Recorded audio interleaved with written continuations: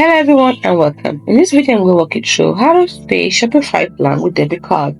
Now some people might be wondering if this is possible. Yes, you can absolutely use a debit card to pay for Shopify plan. Now here's how you do it. Number 1, during your sign up, choose a plan. Click the Shopify plan that best suits your needs. Then during the checkout process, you'll be prompted to enter your debit card details, put in the card number, expiration date, CVV code and billing address. And then if you're already an existing user, simply go to the settings in your Shopify admin, go to settings, click on billing. Then click add payment method. Select credit or debit card. Then enter your debit card details.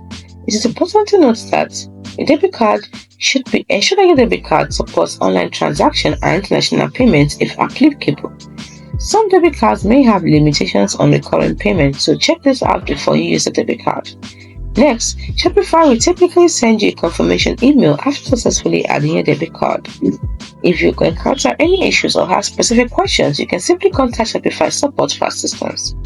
By following these steps, you can easily use a debit card to pay for a Shopify plan and start building your online store. Hope you find this video helpful. Don't forget to like and subscribe to the channel for more. Thanks for watching.